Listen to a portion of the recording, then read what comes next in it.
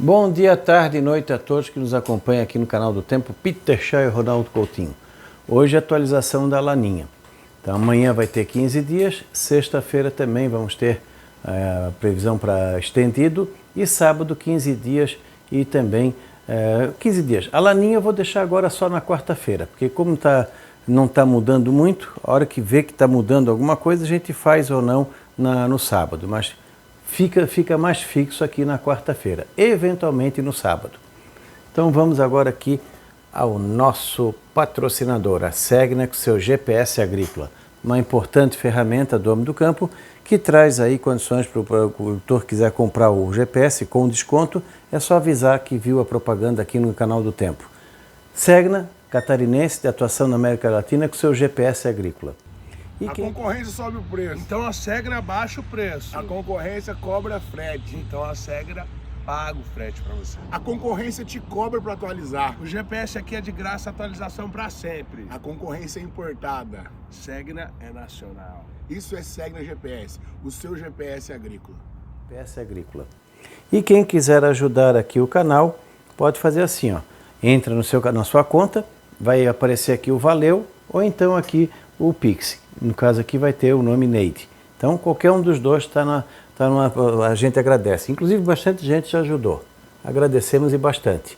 E já que estamos aqui, hoje é só um abraço. Mando um abraço aqui para o Roberto Paulo Dias, do Assaré, no sul do Ceará. Vamos ver se veio mais algum aqui, só de curiosidade. Vamos ver. Não. Então ficou só um abraço para ele. E vamos agora aqui ao nosso dia a dia da Laninha. Ó, esquentou. Lembram que ali em julho estava com 17 graus, já está 21. Por quê? Porque estamos no auge do verão, né? O sol está batendo mais ou menos nessa faixa aqui com bastante intensidade. Então ele está brilhando com muita força no hemisfério sul. A corrente das Malvinas perde intensidade, a água fica mais quentinha também no sul da Argentina, mas é água fria. E a corrente do Brasil avança nessa direção.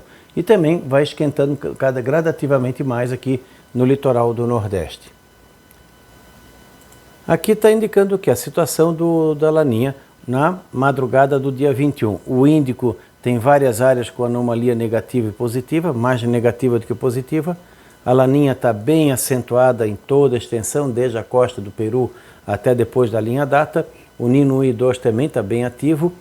E aqui na nossa costa começou de novo agora a dar uma esfriadinha, não gostei muito não. Ó.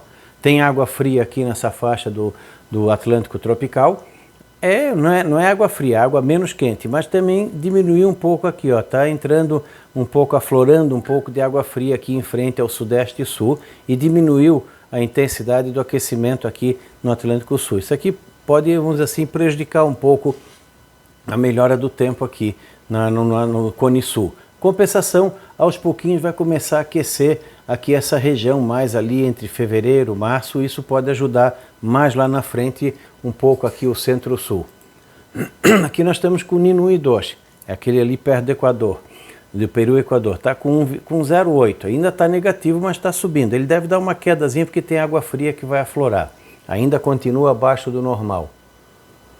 O Nino 3 e 4 também continua num patamar bastante baixo, ó. 1,1 abaixo do normal, está numa laninha forte. Tu vê desde final de novembro, início de dezembro, aqui ó, desde o dia 24, 25 de novembro para cá, que nós estamos com uma laninha forte no Oceano Pacífico. Vai continuar ainda frio.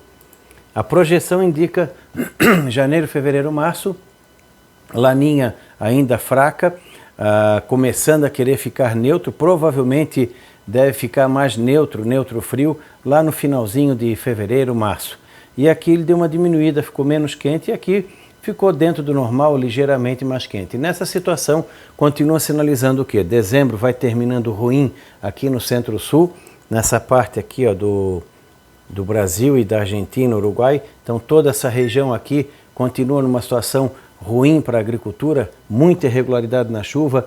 Aqui no Rio Grande do Sul, a metade oeste, noroeste e sul, tem vários locais com problema, o pessoal do arroz, pessoal da soja, feijão, milho, fumo, várias lavouras com problemas sérios e até perdas totais ou perdas grandes de produtividade. Está um pouquinho melhor mais próximo de Santa Catarina. Em Santa Catarina também, na parte oeste do estado, está bem bagunçado. Tem lavouras que tiveram uma chuva boa em dezembro e tem lavouras que ficaram bem abaixo do normal.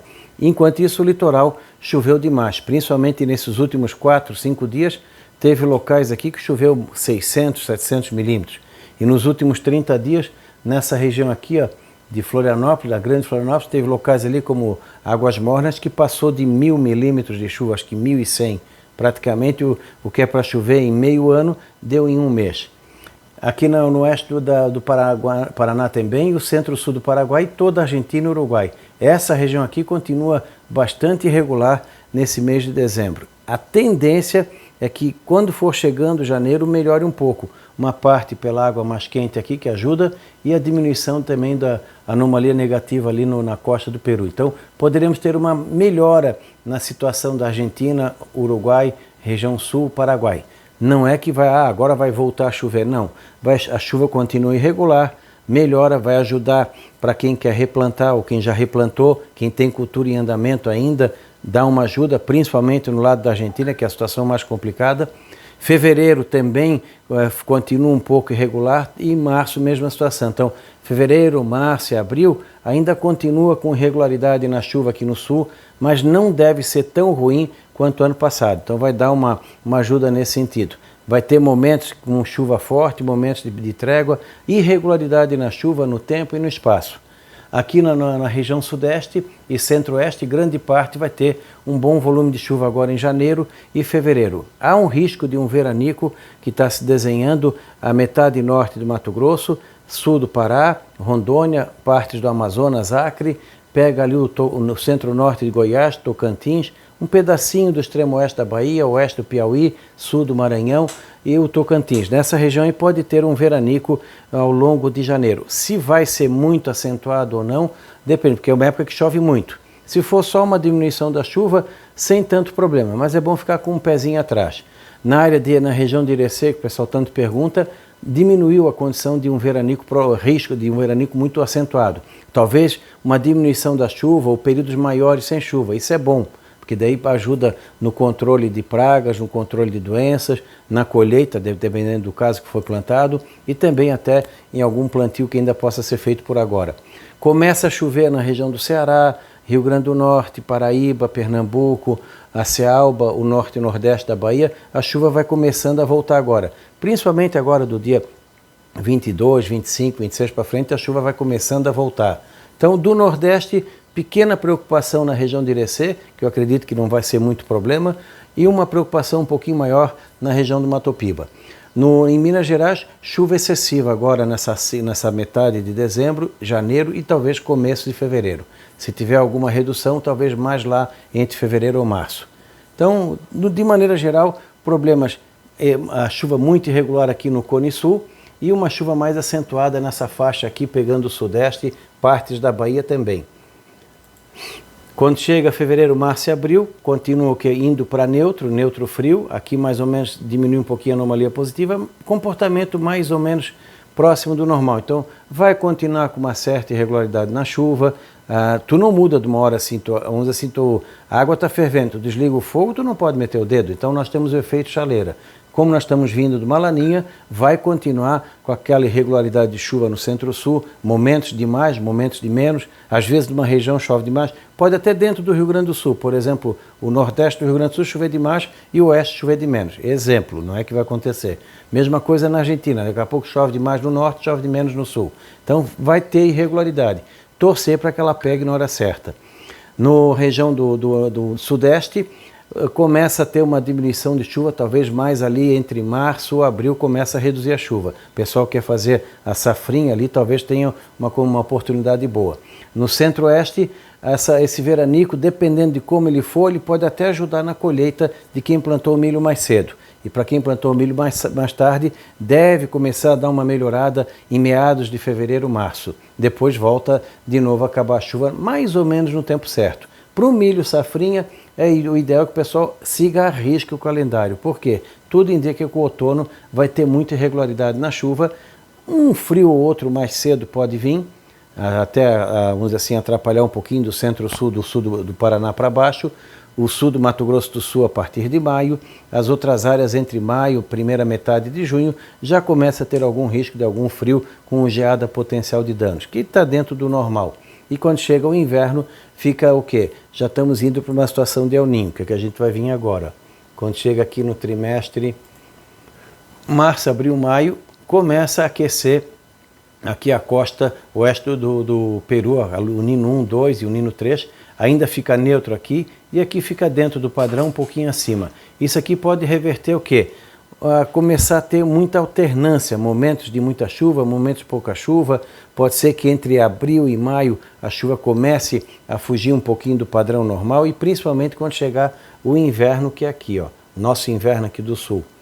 Chega aqui em abril, maio, junho, já estamos com um projeto de El Niño em andamento. Então, a partir do final do primeiro semestre, início do segundo semestre de 2023, nós vamos começar a ter gradativamente o processo de mudança de padrão. De um padrão de laninha neutro frio para um padrão de neutro quente para El Niño. Ou seja, já começa a ter problemas com excesso de chuva durante o decorrer do inverno aqui no sul.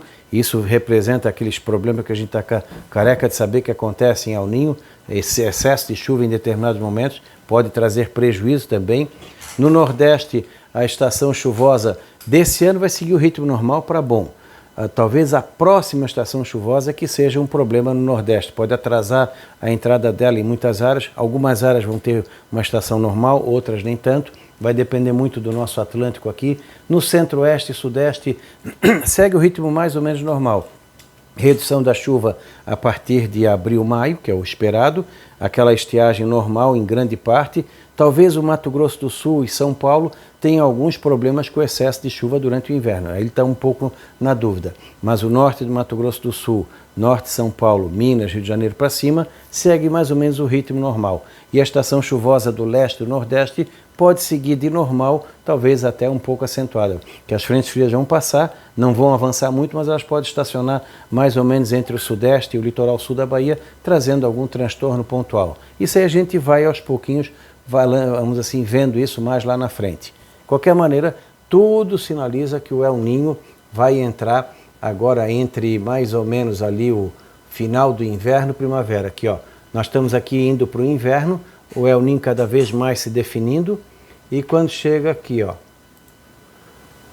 o auge do inverno, nós já vamos estar com o El Niño configurado no Pacífico. Se ele vai estar acoplado ou não com a atmosfera, demora. Só que aqui no sul dá uma redução na temperatura. Isso aqui também vai ajudar a, vamos assim, a equilibrar um pouco o processo. Eu acredito que o nosso inverno não vai ser um inverno completamente típico de El Niño. Vai ter uma mistura, vai ser uma neutralidade onde ele vai descambar para os dois lados. Alguns momentos de frio forte, eventos de chuva intensa que podem trazer transtornos e alguns eventos de pouca chuva por alguns dias seguidos. Vai ser bastante alternado, tanto na temperatura quanto na chuva. Por isso que é interessante já agora as autoridades aqui do sul já começar a se preparar para uma eventual inverno-primavera ou parte do inverno-primavera de 2023 com problemas ou possíveis problemas aqui no sul em relação a excesso de chuva. Isso pode pegar também uma parte de São Paulo, uma parte do Mato Grosso do Sul, Paraguai, Argentina e Uruguai. Nós poderemos sair, que nem a Argentina, de uma seca severa por um período de chuva que poderá trazer problemas para a colheita da safra de verão e principalmente para a safra de inverno, tanto aqui no sul quanto na Argentina. Para o pessoal do arroz, ainda tem risco de algum friozinho meio doido em janeiro, fevereiro, que possa atrapalhar dependendo do estágio que tiver o arroz. A chuva em janeiro tem que vir para ajudar o pessoal do arroz que está precisando muito de água.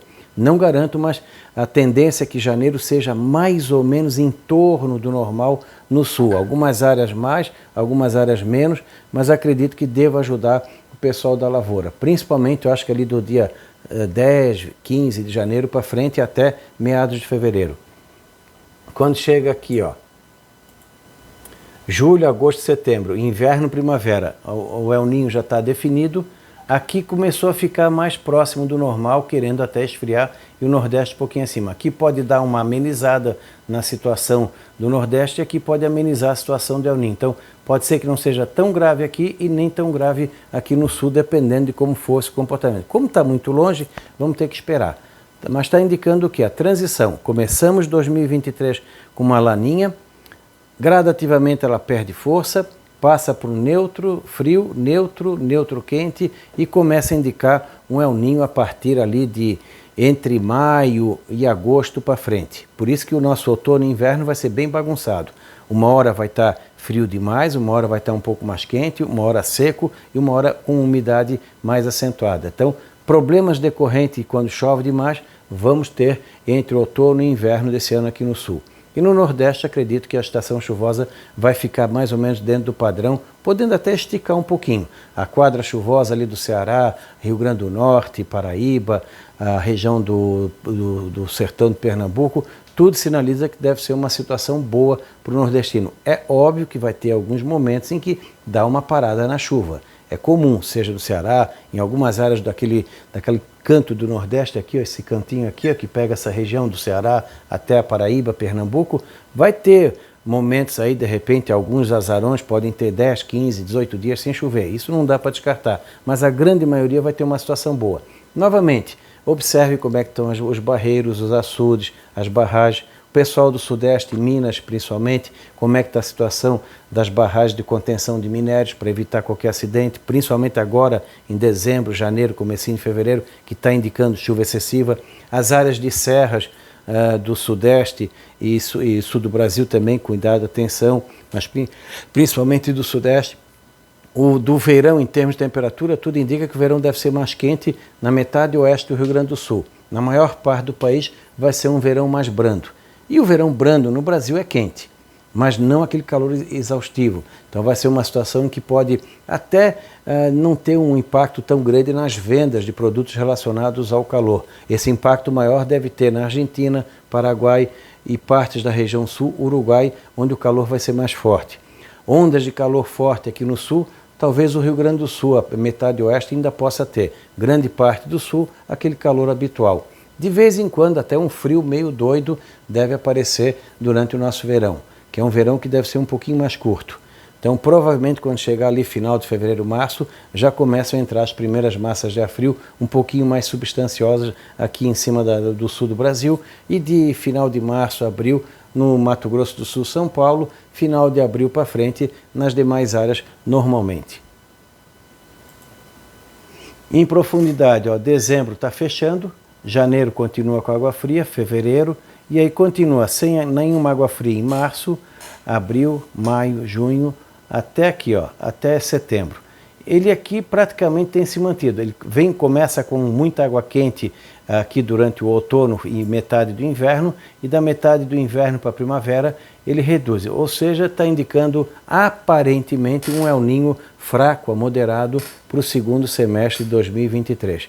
Acredito que em abril, maio, nós vamos ter uma posição bem melhor nesse sentido. Então, é se preparar o pessoal do Nordeste para uma possível falta de chuva em várias áreas, na hora que precisa, e o pessoal do Sul, partes do centro do Sudeste e partes do Centro-Oeste, para um excesso de chuva e com os seus problemas decorrentes. Argentina, Uruguai e Paraguai, situação similar. Então voltaremos na próxima quarta-feira. Se houver alguma mudança drástica, aí a gente faz o vídeo no sábado. Se não, só na quarta-feira, para não ficar muito repetitivo. Não deixe de se inscrever no canal, a notificação, acompanhar aqui os diversos vídeos, os nossos canais parceiros também. E novamente, para quem quiser ajudar o canal, é só vir aqui, entrar na sua conta, aqui tem o Valeu e aqui tem o Pix. Da Climaterra, Ronaldo Coutinho, até amanhã com a previsão de 15 dias.